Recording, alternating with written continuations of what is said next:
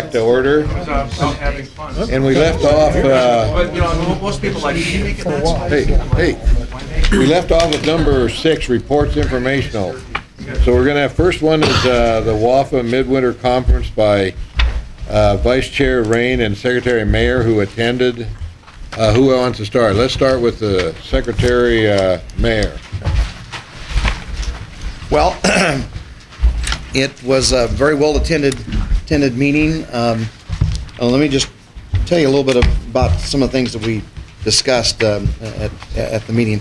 This is the shortened version. The full meeting of WAFA occurs in the summer in July. But what this basically gets the directors together, the commissioners together, kind of an update on the stuff that we've been working on since the July meeting, talking about various issues that affect all the directors, all the agencies in the West, and deal with, and all the federal partners come from the highest levels of government.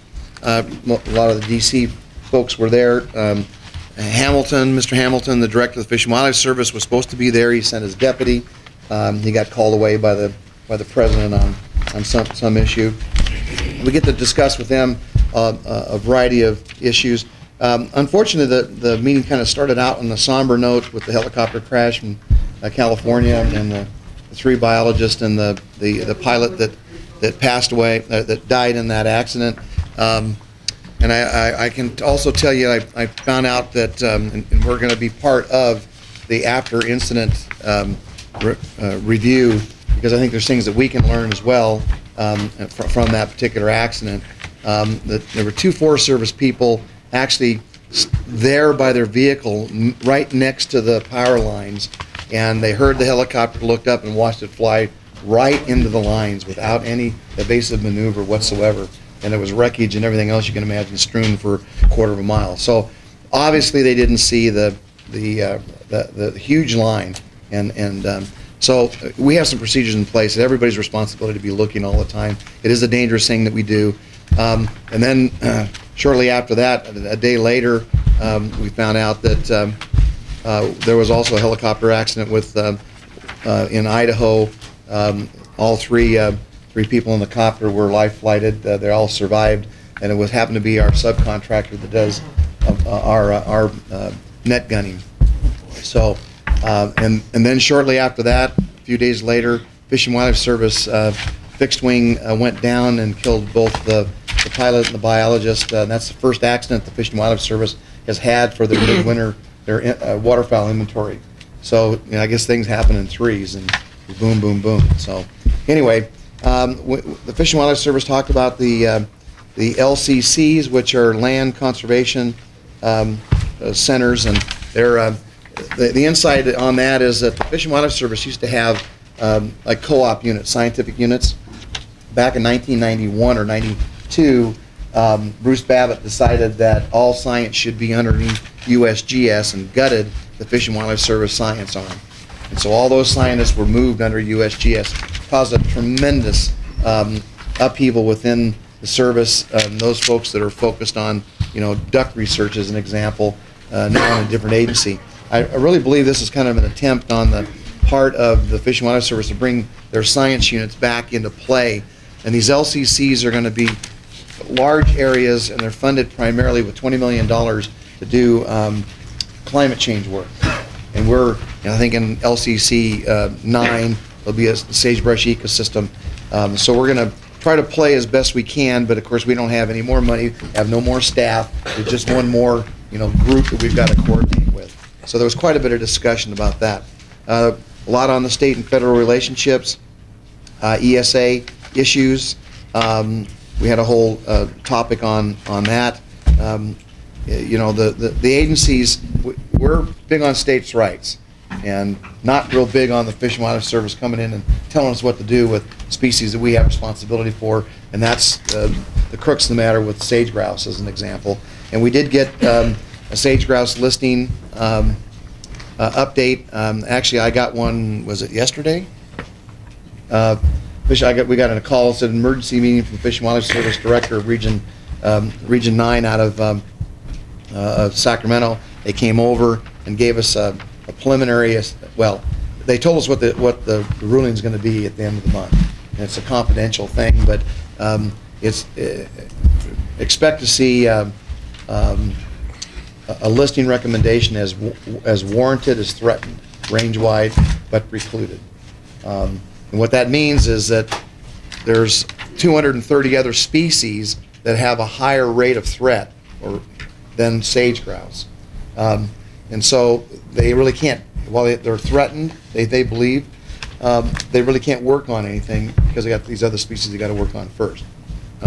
So the bad news is they're candidate species, and they can go from candidate, not affecting the field, okay, to threatened within a year, which would be spotted owl times 10. I mean, so the upside to this is that there's an opportunity for us across the West to be working together with the federal land management agencies and the developers of oil and gas and wind energy and geothermal and all those things out there that are disturbing sage grouse habitat, to be doing good things for sage grouse so that each year when it comes up for review they can assess whether or not it should be listed immediately or taken off the candidate list. So it's given us an opportunity there. The other thing that we talked about is that the mono population that's managed in the bi-state, California and Nevada, they are going to classify it as a distinct population segment, which the conservation priority is 8 and 9, which means number 1, 2, and 3s are going to, those are the highest priorities, and 8 or 9, you have to do a lot of work before you get down to 8 or 9. I was a little bit surprised about that part of it. It's genetically different. There's no doubt about it. It's a subspecies, and the threats are not any different than they are range-wide. So I think that's what you're going to hear at the end of the month. People are going to say, oh my God, what do we do now? Well, there won't be any change in what you do in the ground right now, but if we don't clean up our act, basically is what they're telling us, that it becomes a threatened species, and then every livestock permit, every RMP, if you want to change the, NDOT wants to change the fence along Interstate 80 and it goes through sage grouse habitat, there will be a Section 7 consultation. So I mean, it will cost millions of dollars just to conform with the Endangered Species Act if they actually become listed. And we're going to cross our fingers that we don't get to that point. In the livestock community, you should know that of the threats, I don't think it was even, livestock grazing wasn't in the top 10 or just barely in the top 10. Things are way more important. West Nile virus, development from oil and gas, those kinds of things, wildfires in Nevada. So there's a lot of other things besides what we do and what the livestock industry, what their business is all about. We also talked a lot about leadership recruitment. All states are having the same problem. Trying to get people to actually come to work for the agency, and then when they get into the agency, they don't like to deal with the politics and the stress of supervising, and everybody's having a hard time finding that cadre of employees that would move up the chain of command to become the director someday or the deputy director. So we're going to be working on more leadership type training and approaches. Talked a lot about aquatic nuisance species, wild horses. There's letters coming from the WAFA president to Salazar supporting his wild horse effort.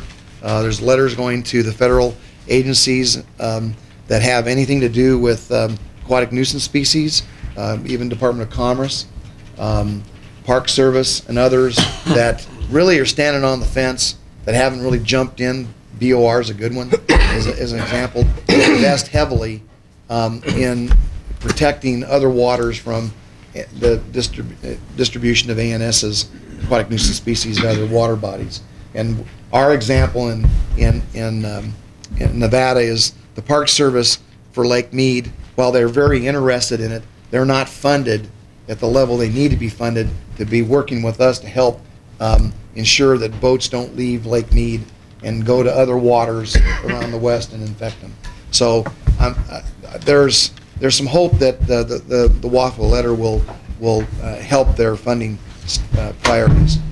We also talked about other predators, pelicans and cormorants, and the problems they're causing with fisheries around the West, and pushing the Fish and Wildlife Service and the Pacific Flyway as an example, the non-game technical committee to actually take the non-game hat and wear the game hat, because the non-game folks have really never put a management plan together and determined what the reasonable harvest should be on an annual basis to keep populations at a level that's not having a detrimental effect on endangered species, the Yellowstone cutthroat and other species that pelicans and cormorants have. So there was quite a bit of discussion on that.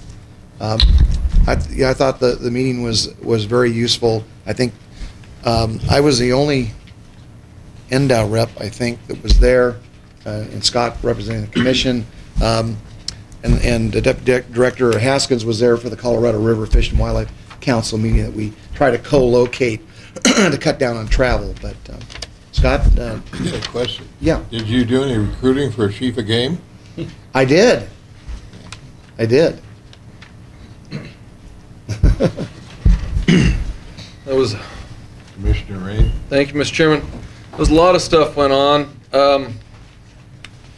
So one of the things was interesting. I had a presentation for the BLM about wild horses, and it was interesting to see perception of the BLM representative there about the future of wild horses. And he basically had, well, 4 major topics, 4 major ways they're going to plan on dealing with wild horses. One was he talked about gelding herds, creating wild horse refuges, and herds for tourism. Eventual solution, chemical sterilization, working on research.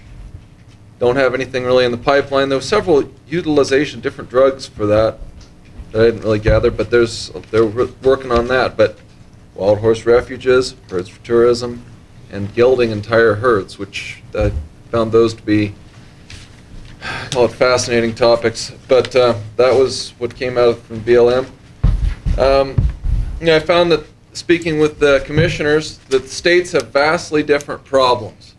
The problems that I perceive or I hear are problems in our state are not that widespread throughout the other states. They have totally different problems. Like, for instance, the horse issue.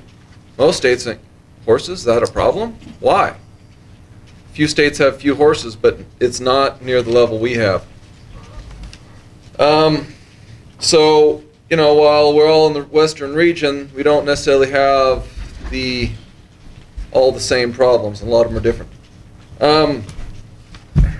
Let's see. A few things I got out of the meetings with the commissioners. They talked about a lot of the problems they're having is with these different groups that oppose hunting in general.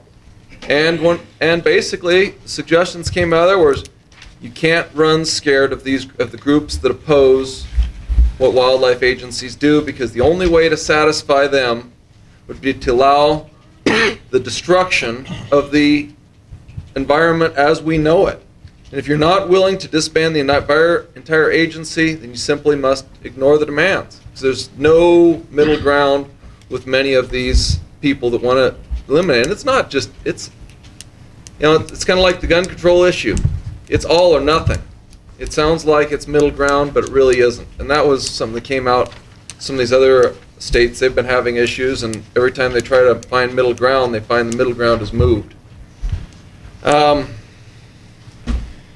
WAFWA and OFWA are run by the directors, and general directors have the votes to do a lot of different things on there. And some of the stuff that I was learning about are the general actions of these two organizations include the submission of many documents to provide guidelines for game management. We've seen a lot of them here.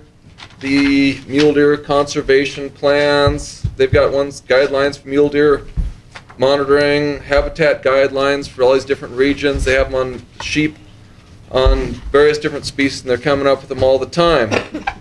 And these are submitted and voted upon, approved by the directors, and they're done at a great cost, financial cost to the states. Somebody's paying for it, and the states individually are paying a lot of money into it to get this done.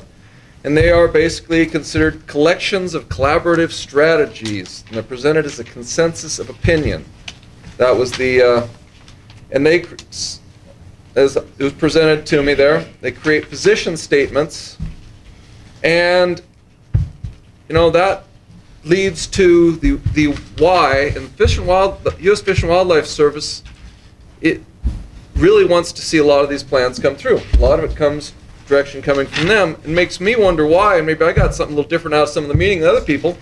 Because I'm looking at it, and I am thinking that the Fish and Wildlife Service's overall goal, as I saw it from their representatives, is to reduce the state's authority to manage wildlife species by the creation of these guidelines and through the control of federal funding, just like what we just saw.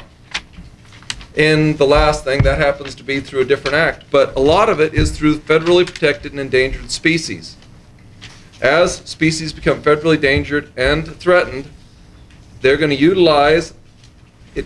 There's a perception, and what I saw, and you can't prove it in a court of law, it's kind of hard to say, but it's a perception that they're going to utilize these consensuses, and I'm told that this is happening in several states now. They utilize these consensuses. If you don't abide by them, they will withhold your federal funding, especially right now through these grants for federally protected and endangered species, and potentially all of the federal funding. It's a foot in the door. It's moving in. It was interesting to listen to the Park Service. They stated that the goal of the Park Service was to utilize contraceptives to control wildlife populations, which means, what does that mean to a hunter? That means not hunting. It is their goal eventually, don't have it right now, to utilize contraceptive. And Fish and Wildlife Service appeared to be very amenable to that, which basically, if that does happen, if they do come up with these scientific methodologies, we might not have to set season quotas ever again. It's not coming up right now, but it sure seems like something somebody ought to be aware of. Like I say, people can get different things going to the same meeting. Also, talking with the different commission members, there's a lot of restructuring of some different agencies going on, and it would probably, after looking at our agency, looking how some of these other agencies are run, there is a need to radically restructure our agency. Radically. We need to rethink every job in this agency with the primary goal of resource production. If we do not do that, we will have vast problems. The problems that we see now will be greatly magnified. Some states have had some success by dramatic changing of their whole agendas, and that focus. It's the focus on resource production. That's one thing I've seen that if we have weakness, that might be it. We need to focus on resource production. That's basically most of it. There's a lot of stuff goes on. One thing I might want to bring up that was brought up is, well, you think we should belong to WAFO? Should we go there? There was a really good quote that came up of, if you're not at the table, then you're on the menu.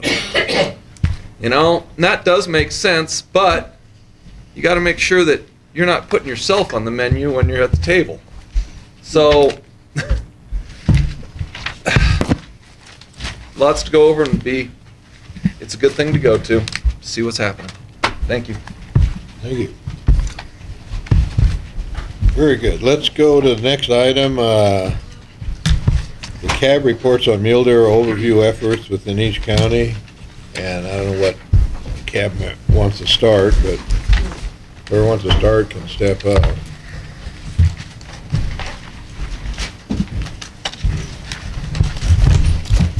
Chad Bless, Eureka County. Like you're saying earlier, we did have the BLM come to our meeting, and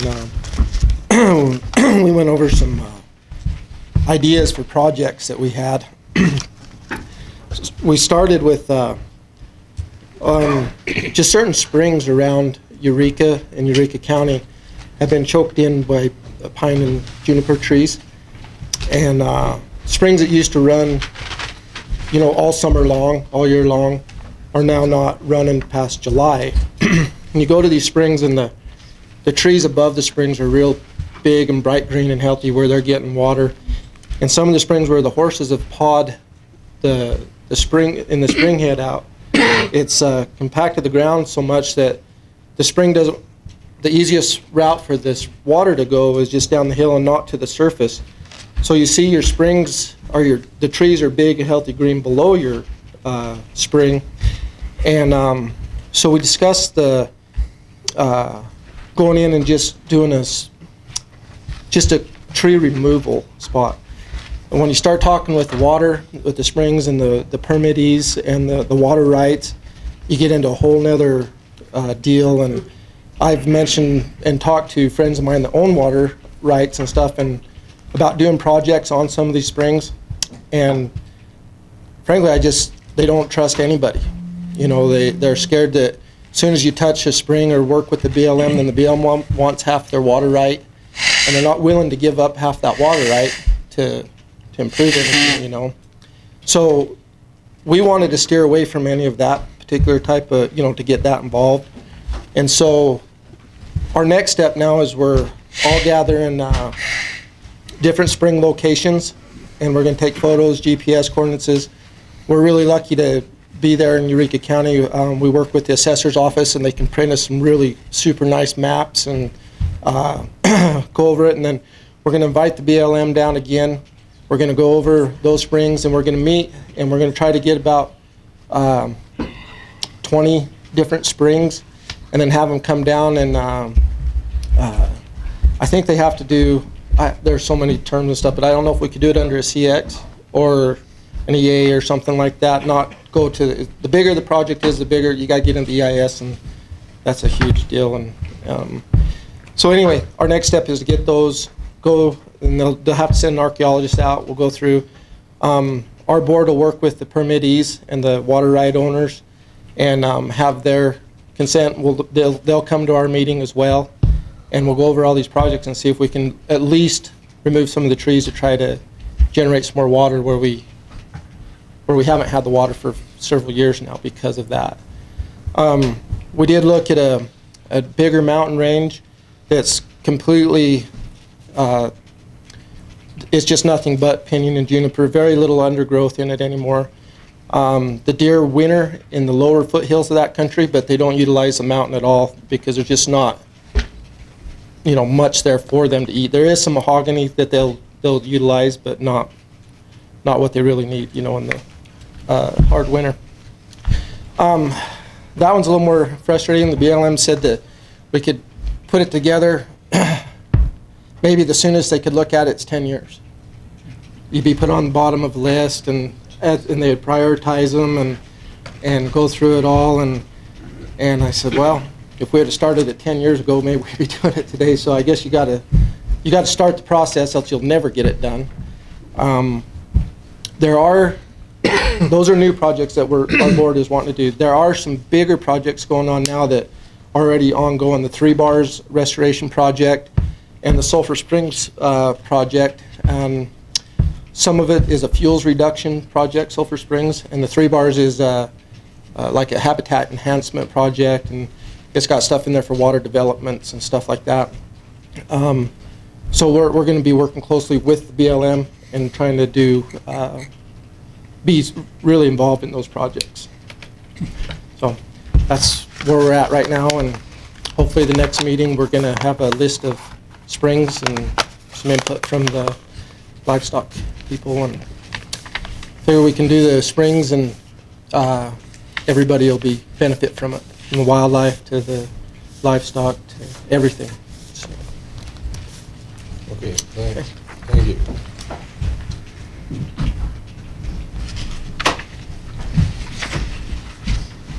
I apologize, I didn't get these sent quicker. This is just a brief overview of what we're doing down in Lincoln. For the record, Corey Lytle. A lot of what we're doing is kind of right in line with what Eureka's doing as well. Chad touched on some of the things that we're looking at. Kind of mirrors what they do. The paper kind of gives you guys a quick kind of a rundown of where we're at, when we were formed. It's kind of a breakdown of who's in the group, volunteers, in some of the rural areas, what you find, and I'm sure you guys are aware, a lot of people out in the audience are aware, that you end up wearing this, many hats. For instance, I myself, I'm on the County Advisory Board. I'm also a member of the Mule Foundation chapter there. I get involved very heavily with a lot of the local county commission issues in regard to public lands. You know, several things. A gentleman that came with me, Dane Bradfield, he's also part of a volunteer Mule Foundation chapter member. He's involved with a lot of the conservation issues that we have going there locally. And so you end up, you know, wearing many hats. If you kind of go down the list there, you know, we kind of gave out some background information to the volunteer groups. We're basically calling it a subgroup for the mule deer. Some of the WAFA publications, like Commissioner Raine had mentioned. And then what you have to realize is, just like Nevada is compared to the Western United States, all the individual counties are going to have their own issues. You know, the issues down in Lincoln County are going to be a lot different than the issues, say, in Humboldt County. And so we kind of have to take a localized approach to that. You know, we really focused on the population, the quality, and the stability of our herd down there. And the other item that we really focused on is the people that are kind of coming to the table on this, and are going to be the volunteers. We're going to do it for the long term. And so, not to spend too much time on that, you know, we basically want to break down our population. We want to look at our unit-specific issues, and then we kind of want to mesh the projects to where they help all the individual units in our county. And on the note there, we have, you know, either wholly or partially located units. We have 16 of them in Lincoln County. You know, there's only about 8 primary units that are core mule deer units, but still, it just kind of shows you kind of how diverse the area is down there.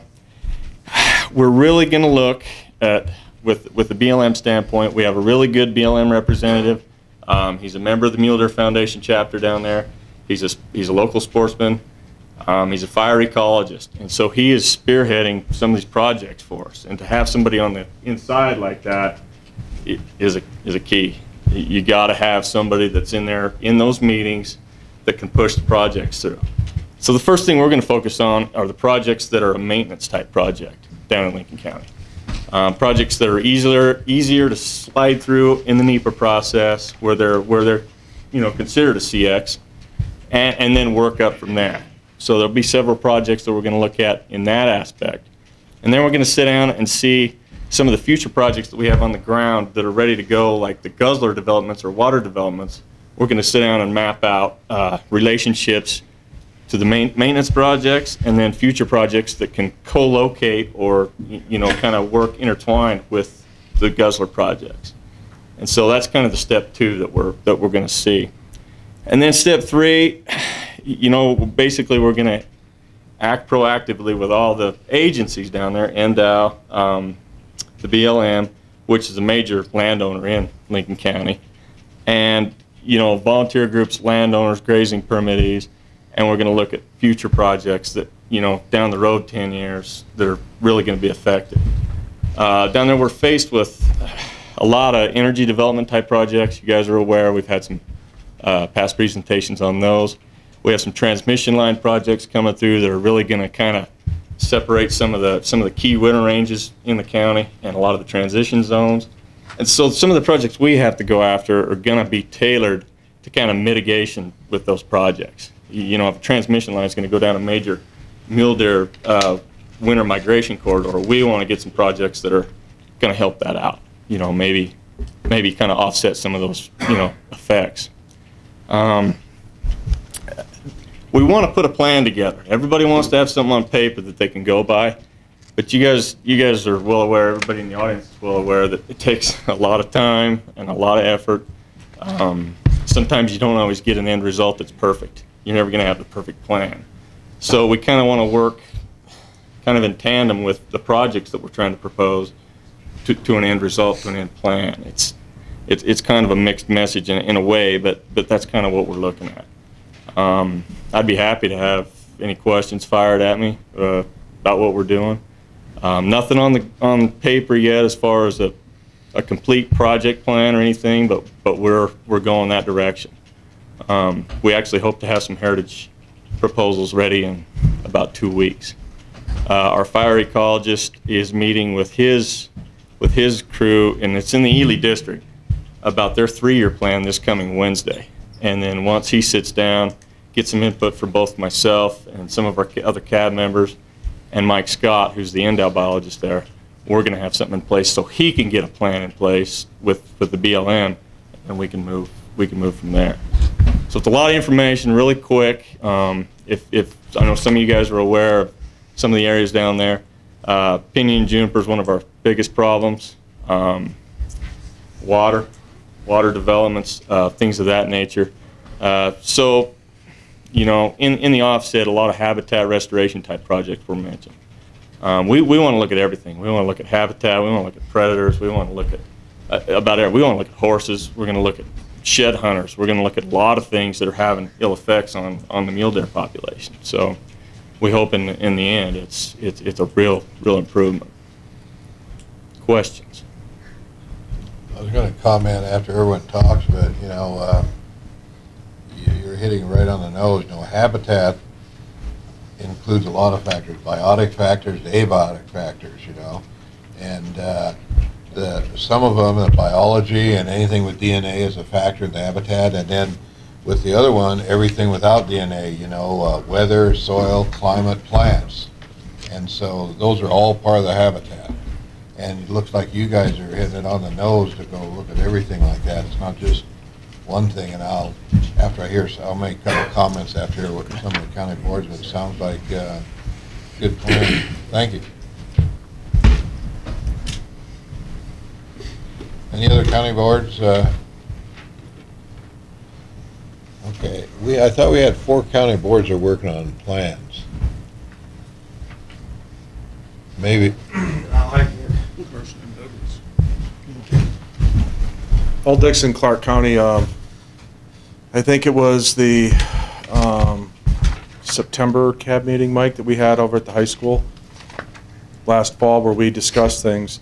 And the overriding consensus was I put a small working group together to go look to see what projects we could put together in Clark County to do things. The main concern with Clark County has been most people apply in Clark County to hunt anywhere but Clark County. Clark County, the Mount Charleston region is like a 3rd or 4th choice if they don't get their other choices. And there was a small concern by the board of looking to see what the populations were like there to see if they were viable. But outside of that, the board really talked about how we could help other counties. At our last board meeting, we talked about, and I'll have on my agenda for the March meeting, agendized item to work with Corey Lytle and their CAB to the transmission lines and some of the energy projects that they're going on there. There's a lot of interest in Clark helping some of the other counties by understanding their problems and then lobbying back through our basically congressional delegation, because most of it lives in Clark County, in doing that. But we really hadn't identified, and I could ask Commissioner McBeth or Commissioner Howell whether or not they heard anything different when we were there, but I really didn't hear that we had anything mandated that we were going to try to do down by us right now, really. Thank you. Thank you. Some of my thoughts on it are, you know, time is of the essence on here, because I know there was some question about what kind of time frame we're looking, but it's very important, and it looks like you guys, some of the counties are starting real fast. But you know, one of the #1 things needed to bring back, or once famous deer back, is, and the thing we need to look at, is reproduction. And many things affect reproduction, and you need to look at. That's why in Las Vegas, when I asked those questions of county boards, and some of the questions I asked, I thought I had it here, was how's the deer population perceived by your county board, and how many deer management areas in your county? And I know what Clark County is. What is your fawn deer ratio in each? Are you concerned, and is it public concern? And I would hope there'd be a public concern in your county on this. And have you talked to biologists? What have you tried to do, and what would you like to do, and what would you like this commission to do? But going back to reproduction, many things affect reproduction. And so you need to, and in my opinion, you need to look at unit by unit and ask questions. Do we have enough bucks? Do we have enough does? Do we have disease? Are we getting babies? If so, are they surviving? If not, why not? And you got to look at the reasons they're not surviving. And you've got to get scientific proof. There's a lot of reasons they're not surviving. Example, getting hit by cars. Solution there is maybe game overpasses like we're doing up north. We got a big problem there in Carson on Lakeview Hill with the migration. Maybe that's why we're not, the reason they're not surviving. Young don't necessarily like cars. They don't know what cars are. Drought. If it's a drought, we need more water. Human encroachment, we need more habitat. Are they being eaten? By what? Predators, foxes, coyotes, lions? These are things that have to be looked at. Is California, and this is Washoe County, is California dumping lions? Well, if you look at the minutes, California's dumped their lions on the border with Nevada in 014. And if that's the case, what can you do about it? What do the lions eat? Do they eat sagebrush, or is that affecting our deer? 015 has a very low deer. I think we shot one deer there last year, and it's about a 45, 50-mile stretch. And I'd like to see what they're going to do this year. We should be looking at those things and find out why there's no deer in these areas. And there can be a lot of factors, no? Some we can control and some we can't control. For example, we can't make it rain. But we can call the Cal Fish and Game and tell them to stop dumping lions, and if they don't, we can recommend the county that's involved, we can recommend increased predator control if they refuse to do it, if we think the lions are causing some of the deer problems here. You know, if they can't see the light, make them feel the heat. Are your sportsmen happy? You might need a survey. I mean, are your sportsmen happy with hunting in your county, and you might need to survey them to find out, to get answers. I think most of the hunters would say they're not happy, from what I hear. And these, I think, are very important things that the CAB should do, and it looks like we got a good start on some of them, and I want to thank the CABs that are doing something about the deer and, you know, taking a look at it. And I think this is exactly what they should be doing, looking at the wildlife in their area and giving it back to us. And we gather input from the CABs, the community, hunters, fishermen, and then we analyze the data and try to prioritize it and make a decision. And we ask the question, is there anything we can do for you from a commission standpoint? And there's a lot of things we can do, but we got to hear it. And I mentioned, you know, a project today on sheep, but, you know, that was just one project, one county, and looks like they're preparing a heritage project. Excellent, excellent, excellent. That's what the money's for projects like that. And because, you know, deer's our cash crop, and that's what we want to bring back. And I think this commission, and I think the director, you know, we're obligated to try to do whatever we can to try to bring our deer back. And Tony Wasley's working on it. He's talked a lot of, and he's going to talk on it a little bit today. And we're committed to doing that, and we need the support from the CABs to do it. And so, very, very important. But those are just some of the factors I think you got to look at from a biological standpoint, and work with the staff that you have in your, you know, Scott and that out down in Lincoln County, and you know, those are important resource materials for you. But it seems like you got to look at unit by unit, because we have such variations in unit from in Washoe County, which I'm more familiar with. 015 and 014, big difference. And look at your buck doe ratios, your fawn doe ratios, because you get the data from the biologist, and take that chart and look at your areas and see if there's, you know, see what the data shows that's happening in your units that are in your areas. But those are just my comments. I want to thank the CABs for getting on this, because that's a very item of a concern to this commission, and we want to do whatever we can to help you guys too. and the commission might be doing other things on it with the committee too, and we need the help from the cabs, really. So that's just my comments on that. Anybody, Commissioner Raine? Thank you, Mr. Chairman. You know, a few things, I don't know if the cabs come up, like perhaps Clark County, I don't know if you've addressed the issues, but if you haven't, maybe you could in the future. You've had mountain ranges there that used to have mule deer. Have you explored or asked whether or not it's reasonable to, do you need what is it to bring deer back in there? Is it reasonable to bring it back in there? Do you need water? Do you need a transplant? Do you need something? Or is it simply not viable? I don't know, maybe you've answered those questions. It'd be interesting. I know a lot of these counties have, you know, seas of pinyon juniper that are encroaching, and that's like one of the things like Chad was talking about that meeting. Is interested to talk to BLM. There's a lot of other, that could happen in a lot of other counties. One thing that I know BLM was considering a number of years ago in a bunch of areas was no control zones for wildfire in areas that were heavily encroached by pinyon juniper. Simply do not control in these areas. And I know that died a number of years ago. I don't know if, you know, if you guys brought that to your BLM in your area. Hey, can you make it so that you will not control fires if it's naturally lit in these areas? Happens all the time. I think it'd be on the volunteer fire department, I end up going out, putting out fires where you're thinking, man, this thing could use a tanker of napalm. What am I doing?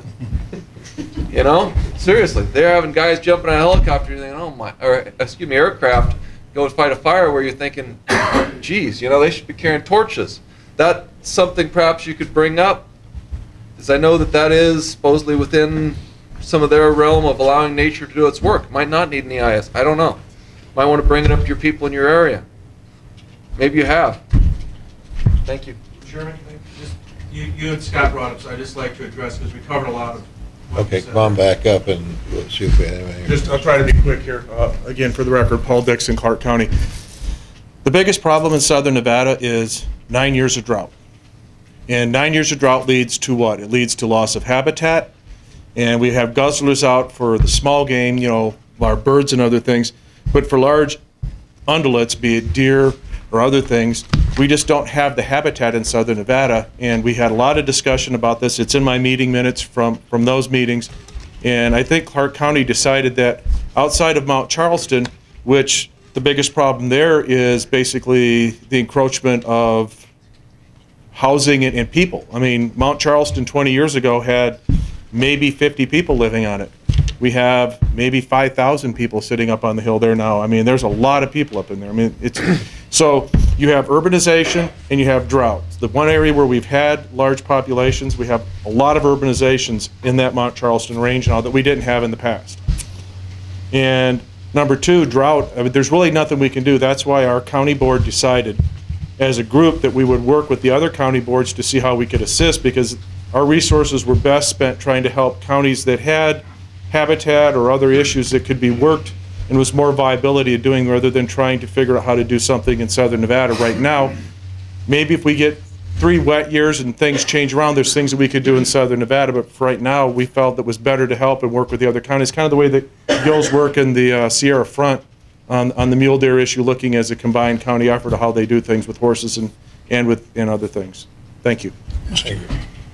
Commissioner Capurro? Yes. What is the situation with regard to their, I've hunted sheep down there before in the sheep range, the Las Vegas range, the Pike Waters. Yeah. And there were deer there at that time. So you're saying that there's pretty small, much but gone? really very, very small herds right now. I mean, and what kind of water projects are down there now?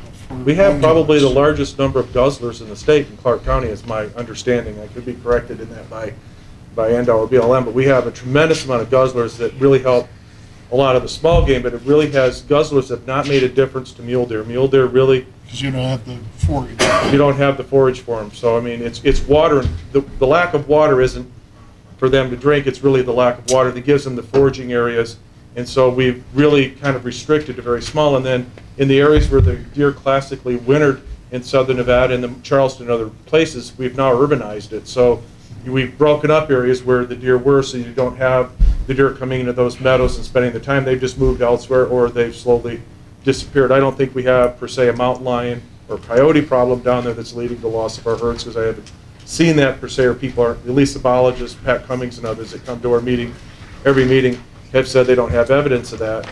But, you know, I mean, sheep, again, run in a different range down there, and we have good sheep populations, because you well know, because we transplant them, but mule deer require a different habitat, and we've just lost that in southern Nevada until we get a change in weather patterns and we get more moisture down there and bring back some of the wetness that we had 10, 15, 20 years ago. I don't think we're going to see a restoration of herds no matter what we did with them. That's personal opinion, but it seems to be backed by the biologic opinions that come out of NDOW staff that come to our meetings. Thank you. Thank you. Commissioner Morai? Thank you, Mr. Chairman. I attended the Elko County Advisory Board meeting, and they formed a committee to look at this thing. It's kind of interesting that while each area has different issues that they feel are important, there are a lot of similarities.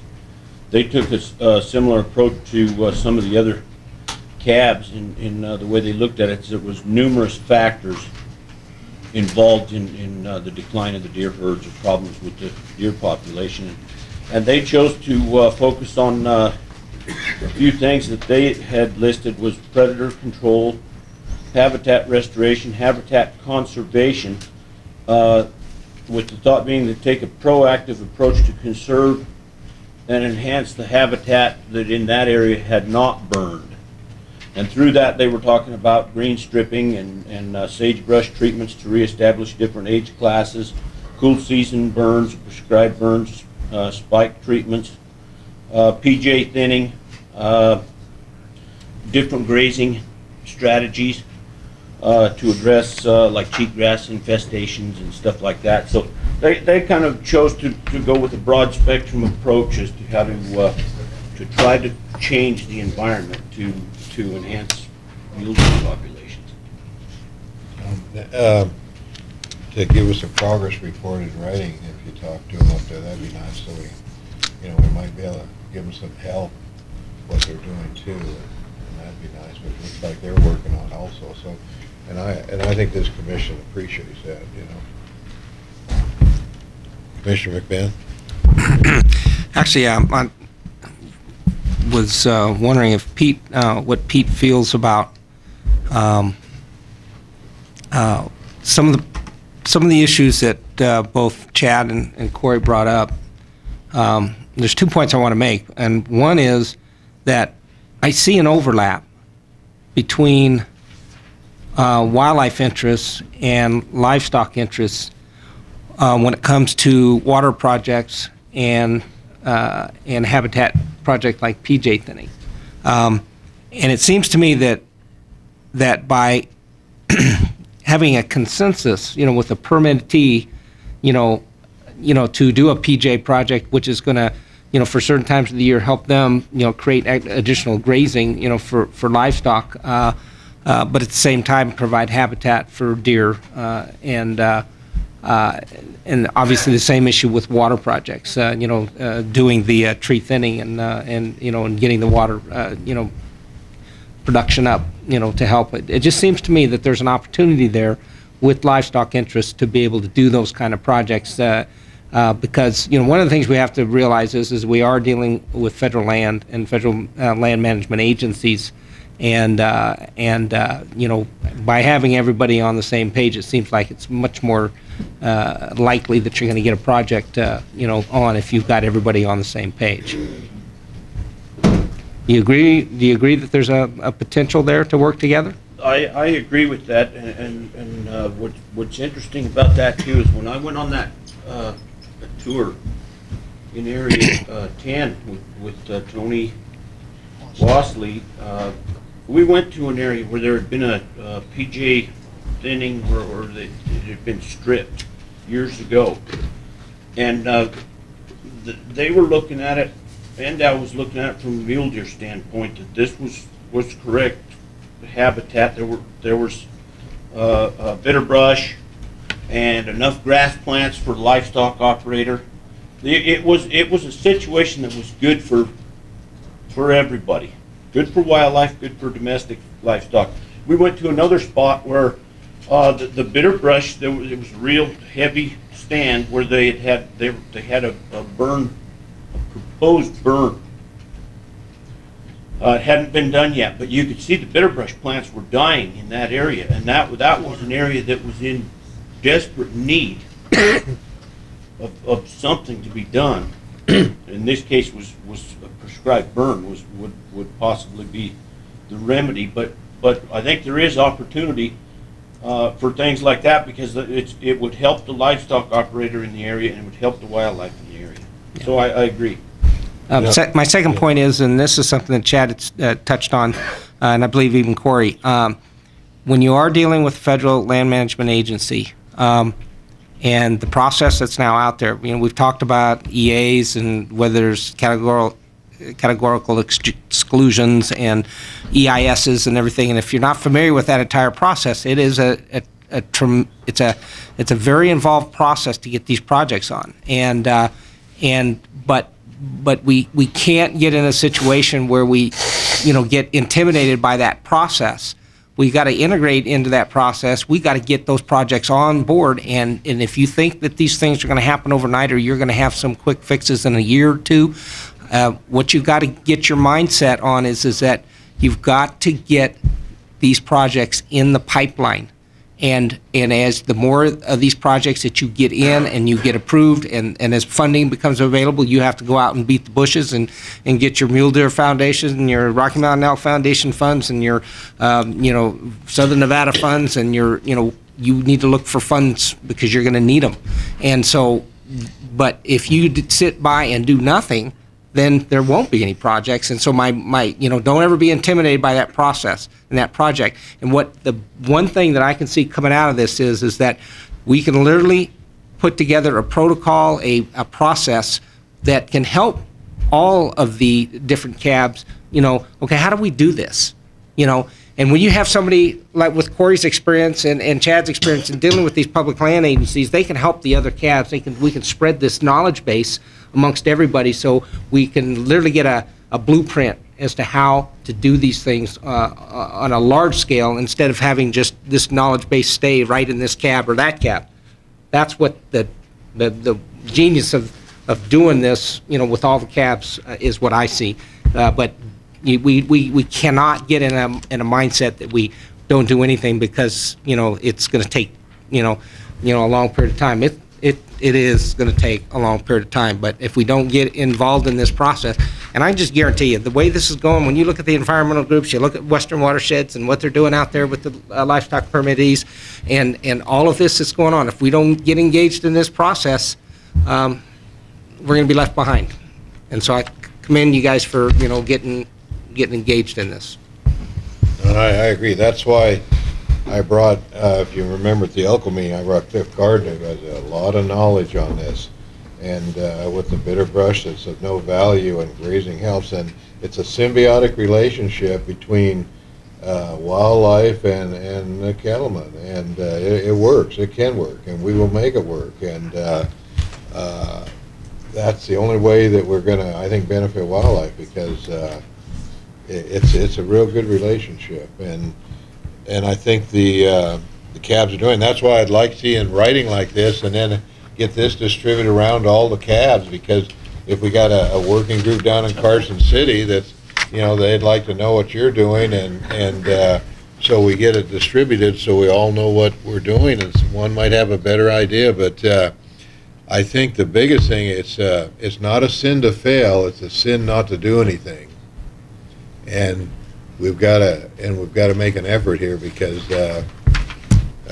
we once had a once famous deer herd here, and there might be nothing we can do, but we're sure going to make an effort to do it.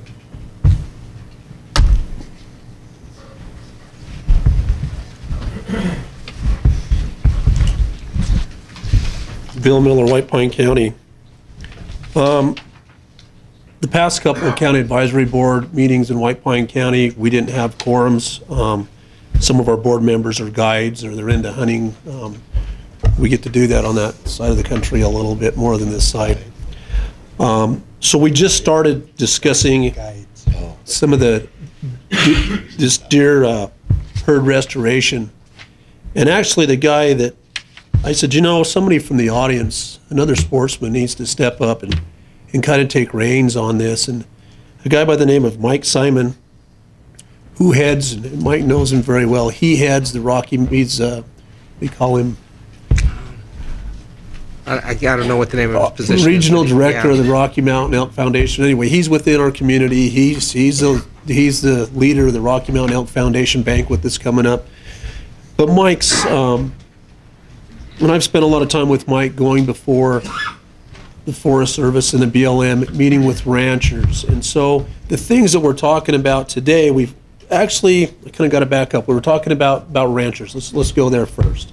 We have a rancher that we worked well with, and the Rocky Mountain Elk Foundation actually offered him some money. He wasn't after any money. They offered him a little bit of money, but the guy's name was Hank Vogler. You might remember him from the Elko meeting. This guy went out and he helped develop 400 acres for 2 weeks of his own use. The rest of the year, it was for elk and deer and antelope, and he's trying to prevent wild horses from entering this.